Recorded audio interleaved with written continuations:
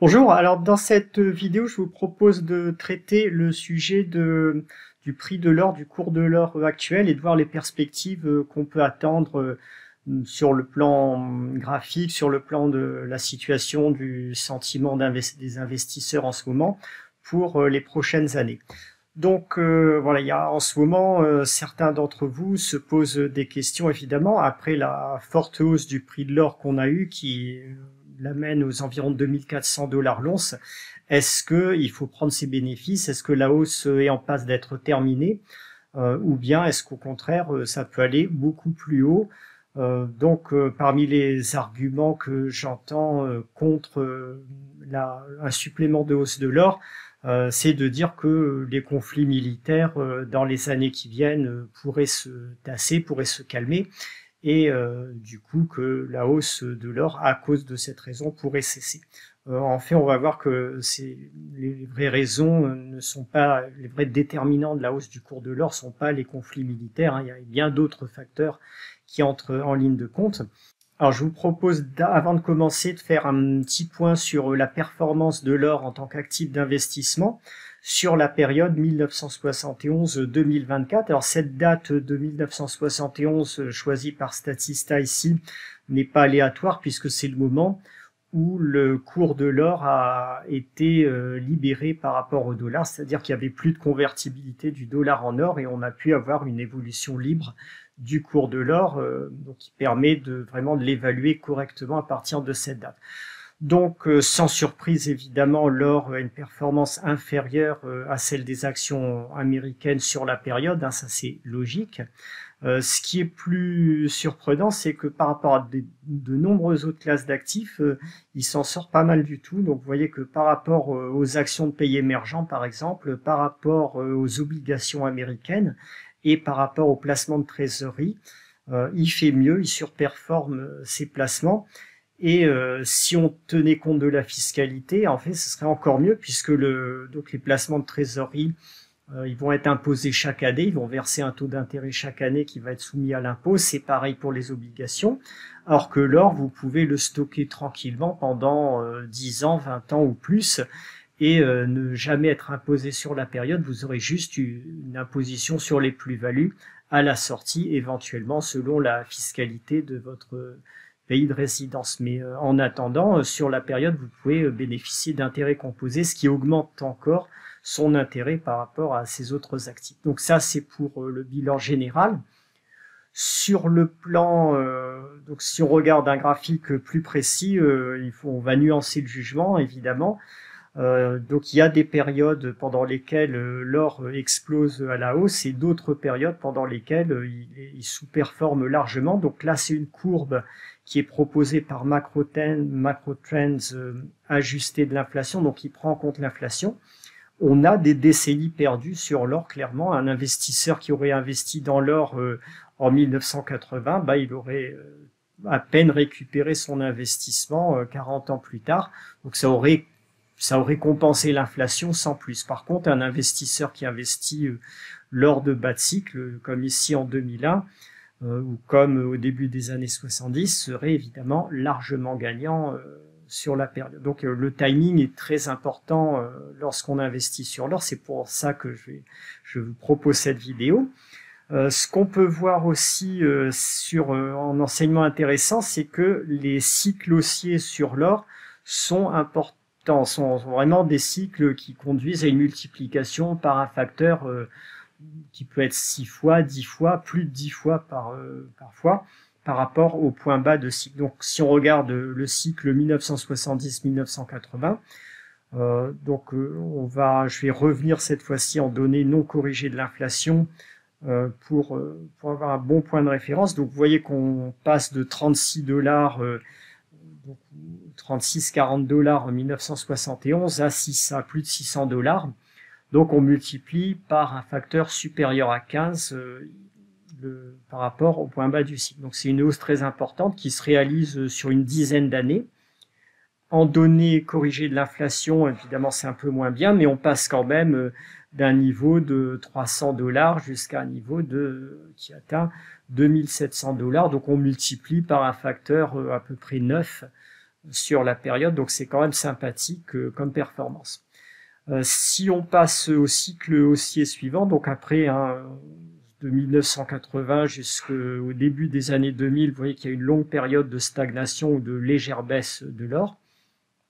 Le cycle haussier suivant, il démarre à la fin des années 2000 et il va porter l'or de 272 $ jusqu'à 1800, à peu près 1800 $. Donc là, on multiplie par à peu près par un facteur 7, le cours de l'or. Là aussi, une hausse tout à fait conséquente et en données corrigées de l'inflation, passe de 487 à 2400. Donc on multiplie cette fois par un facteur supérieur à 5, donc un petit peu supérieur à 5. Là aussi, c'est un gros gain et qui se fait sur un cycle haussier qui dure à peu près 11 ans. Alors notez bien qu'il y a deux enseignements à tirer aussi de ces cycles haussiers. Je vais repasser en données non corrigées de l'inflation. C'est qu'ils se déroulent toujours, et c'est caractéristique des matières premières parce que l'investissement en matières premières est dirigé par la peur avant d'être dirigé par l'espoir de gain ou la hausse. Donc les investisseurs qui investissent dans l'or ont peur de quelque chose. Et comme le sentiment de peur est lié à l'instinct de survie, ça, c'est un sentiment qui est beaucoup plus fort que l'espoir de gain. Et ça génère des mouvements plus violents. Donc les hausses de l'or se déroulent toujours sur un schéma de hausse parabolique. Donc ça commence doucement et ça finit de façon très rapide et très brutale à la fin. Donc on voit très bien ici ce mouvement de hausse parabolique sur le cycle 2000-2010. Et il est ce mouvement parabolique qui est encore plus présent sur le cycle 1970-1980. On a vraiment une splendide parabole qui se construit sur la période. Je vais la détailler un petit peu ici. Donc toujours un mouvement parabolique qui est observé lors des cycles haussiers de l'or. Alors maintenant, si on regarde le cycle actuel, cycle haussier actuel qui pourrait avoir démarré en 2016 ou bien en 2018 selon le point de départ qu'on choisit, bon peu importe. Ce qu'on voit, c'est que pour l'instant, on va prendre le cas de figure le plus pessimiste, c'est-à-dire le départ en fin 2015, début 2016. On est passé de 1069 $ à 2400 $, donc on a multiplié à peu près par 2,3 le cours de l'or par rapport au point bas du cycle précédent. On est encore très très loin des x6 ou x10, x15 qui ont été observés sur les deux grands cycles haussiers précédents de l'or. Donc c'est déjà un argument pour dire que le cycle en cours est loin d'être terminé. L'autre chose qu'on peut regarder sur le graphique actuel est qu'on n'est absolument pas encore dans une phase, ou tout du moins dans une fin de hausse parabolique. Alors, on a bien une accélération qui commence, on a bien un début de construction de figure parabolique ici, puisqu'on monte de plus en plus vite, mais pour moi, cette figure, elle est absolument pas terminée. Si on la compare avec les figures qui ont été observées dans les années 70, on serait peut-être à ce niveau-là, par exemple. Donc, on aurait une première vague de hausse, une correction, une deuxième vague de hausse. Et voilà, on serait en mars 1979 avec le gros de la hausse qui serait à venir. Donc, pour l'instant, moi, c'est vraiment le scénario auquel je crois. Je pense, si on tient compte de l'expérience des cycles précédents, qu'on devrait avoir un paroxysme parabolique qui se construit dans les années qui viennent et qui amènerait l'or à des niveaux qui seraient entre 6 000 et 10 000 $ l'once en fin de parabole, donc x6 à x10 par rapport au niveau de 2015. Ça sera à préciser ultérieurement en fonction de l'allure graphique qu'on aurait, en fonction des indicateurs de sentiment qu'on peut utiliser, mais pour moi, on est loin d'avoir terminé la hausse. Alors l'argument de la guerre, pour moi, il ne tient pas. Il n'y a pas eu de guerre particulière qui justifie la hausse de l'or sur les années 70. On n'a pas eu de conflictualité extrême à ce moment-là. On a eu des chocs pétroliers. On a eu quelques conflits au Moyen-Orient entre Israël et les pays arabes voisins par exemple, mais c'était pas des guerres qui ont vraiment affecté les pays occidentaux ou le monde entier. Sur la période 2000-2010, c'est la même chose, hein, on n'a pas eu de conflit majeur à déplorer. Bon, on a eu la guerre en Libye sur l'année 2011, mais c'est pas quelque chose qui est absolument déterminant. Donc clairement pour moi, les déclencheurs de hausse de l'or ne sont pas spécialement liés au conflit militaire, ils sont beaucoup plus liés à des anticipations d'inflation du marché. Évidemment la décennie inflationniste 70, et pour la période 2000-2010, on n'a pas eu d'inflation réelle sur les prix à la consommation. Par contre, on a une vraie inflation sur le prix des actifs à l'époque, sur une inflation générale du prix des actifs et en grande partie aussi des matières premières. Donc voilà. Alors maintenant, d'autres arguments que je peux vous proposer qui vont contre l'hypothèse d'une fin à venir de la hausse de l'or, c'est qu'il n'y a absolument pas d'optimisme des investisseurs sur le secteur en ce moment. Ici, vous avez les investissements en ETF hors physique, qui sont les grosses sources d'investissement en or physique de la part des investisseurs européens et américains aujourd'hui. Si on regarde ce qui s'est passé depuis le début de la vague de hausse en cours sur l'or, on va dire depuis 2022, 2023, les flux sont en ETF hors physique sont largement vendeurs. Vous voyez les barres qui sont en dessous du zéro ici. Donc il y a de la décollecte en Amérique du Nord et en Europe sur les fonds hors physique, des collectes importantes alors on a depuis quelques mois, depuis mars-avril, quelques flux acheteurs émanant d'investisseurs asiatiques qui compensent en partie cette décollecte, mais le mouvement global reste à la décollecte. C'est absolument pas ce qu'on avait observé, par exemple, en 2020, lors de la crise du Covid. On avait eu des achats massifs des Européens et Américains en or physique à l'époque, qui avaient provoqué évidemment une belle impulsion haussière des cours de l'or. Et sur le conflit Russie-Ukraine en 2022, qui avait donné une petite poussée haussière sur l'or, on a vu aussi beaucoup d'achats des investisseurs européens et américains en or physique. Donc là, l'or, il monte malgré les ventes des investisseurs particuliers occidentaux, parce qu'on a des achats massifs de banques centrales, donc Banque centrale de Chine notamment. Imaginons que maintenant les investisseurs particuliers commencent à se réveiller et se disent que finalement, la hausse de l'or n'est pas si temporaire que ça, n'est pas si injustifiée que ça, et se mettent à passer à l'achat en même temps que les banques centrales. Vous allez voir là, cette courbe du prix de l'or qui aujourd'hui est en hausse, on va dire modérée, vous allez la voir s'accélérer beaucoup. Autre chose qu'on peut observer, c'est que les ratios de mines d'or, ils sont à des points bas. Donc ici, je vous propose un ratio entre l'index des mines d'or HUI et l'indice CRB des matières premières. Vous voyez qu'on n'est pas du tout sur des points hauts comme on l'était par exemple en 2011-2012 ou bien lors de la crise du Covid. Le ratio entre HUI, donc l'indice HUI des mines d'or et l'or physique est proche d'un point bas aussi, même si c'est un petit peu redressé depuis quelque temps, hein, on est vraiment proche d'un point bas historique.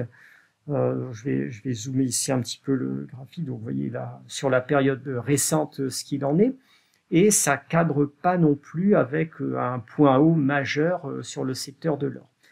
Ensuite, il y a des fondamentaux, c'est-à-dire les facteurs inflationnistes qu'on peut avoir sur le long terme. Donc il y en a beaucoup, moi j'en vois beaucoup dans les années à venir. Alors, c'est très possible que sur 2025, on ait une correction temporaire, une petite correction temporaire des prix de l'or si on a une récession qui s'installe et que ça fait baisser temporairement le prix des matières premières. Mais après, je vois vraiment pas ce qui pourrait s'opposer à une hausse des prix de l'or et à l'inflation sur le long terme. Donc, on a, en résumé, en facteur inflationniste, on a tous les délires climatophobes, la peur, toutes les personnes qui croient que la fin du monde va arriver sous prétexte qu'il y aurait 2 ou 3 degrés de plus sur la planète. Bon, c'est évidemment ridicule, mais ces gens-là sont influents. Ils sont capables d'impulser des politiques de transition énergétique qui sont peu pragmatiques. Alors vraiment, j'ai rien contre les énergies renouvelables, le développement du solaire, le développement de l'éolien. Il y a du potentiel pour ça, il y a des besoins. Le Texas, par exemple, aux États-Unis, a beaucoup développé son secteur énergie solaire, mais de façon pragmatique. Le prix de l'électricité au Texas n'a pas flambé, contrairement à ce qui se passe en Californie, où on fait de la transition énergétique imposée à marche forcée sans tenir compte des réalités économiques. Donc on a, avec ces politiques, un sous-investissement en énergie fossile qui provoque une hausse des coûts de l'énergie. Et puis on a des normes vertes qui font flamber les coûts de production, les coûts du bâtiment, les coûts des véhicules, les coûts des biens durables.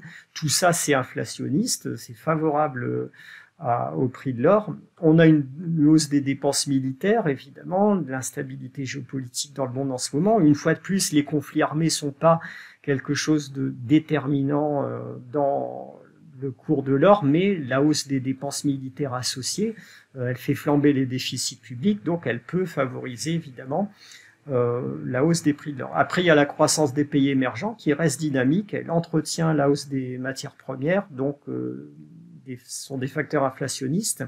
Il y a le développement de l'intelligence artificielle, on en parle de plus en plus, qui pourra provoquer une hausse des besoins en électricité. Évidemment, la hausse des déficits publics américains qui est aggravée par la hausse des taux. Donc pour l'instant, aux États-Unis, on est sur le même rythme que 2023. Je pense que ça va aller plus haut, qu'on va dépasser 2023 parce que il y a l'explosion de la charge d'intérêt de la dette américaine qui va dans ce sens. Donc je pense qu'on va terminer largement au-dessus de 2000 milliards de dollars de déficit sur cette année 2024. Donc ça, c'est encore un facteur qui favorise la hausse du cours de l'or. Et le dernier facteur, c'est que le dollar perd de la crédibilité aux yeux des pays émergents, des pays non occidentaux, depuis qu'il y a eu la confiscation des actifs russes. N'importe quel pays émergent peut se dire maintenant, si je fais quelque chose qui ne convient pas aux États-Unis, je peux voir mes actifs confisqués par les autorités américaines sous n'importe quel prétexte. Donc ça, je porte pas du tout de jugement de valeur ici sur le conflit Russie-Ukraine ou sur cette décision de confiscation, est-ce qu'elle est justifiée ou pas. Tout ce que je peux vous dire, c'est que pour un pays émergent, aujourd'hui, il peut légitimement se faire du souci sur les actifs qu'il détient en dollars. Donc ça peut l'inciter à acheter de l'or ou à acheter des actifs qui sont indépendants du dollar pour diversifier sa politique monétaire et pour sécuriser les actifs qu'il pourrait détenir. Donc voilà, tous ces facteurs-là, à mon avis, sont des facteurs qui sont favorables à un supplément de hausse de l'or. Donc je pense vraiment qu'on a de quoi aller beaucoup plus haut dans les 3-5 ans à venir sur l'or.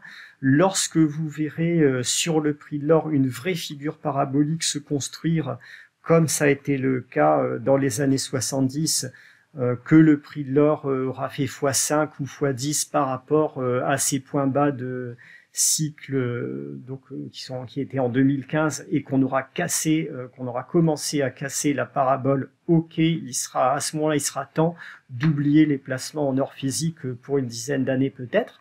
Mais pour l'instant, non seulement je pense que la hausse du prix de l'or n'est pas finie, mais je pense qu'elle va s'accélérer fortement dans les années qui viennent pour qu'on finisse de construire la figure parabolique qu'on commence à peine à élaborer actuellement. Donc voilà pour mon point de vue sur la hausse de l'or. Ça n'est absolument pas un actif à négliger dans les années qui viennent. Donc j'ai une formation, je vous rappelle, qui vous apprend vraiment à investir sur le secteur du pétrole et de l'or. Vous trouverez le lien en dessous de cette vidéo. Et bien entendu, dans le club des investisseurs, je propose aussi régulièrement des solutions d'investissement, que ce soit en or physique ou en mine d'or, qui permettent de profiter de cet actif sur les années à venir.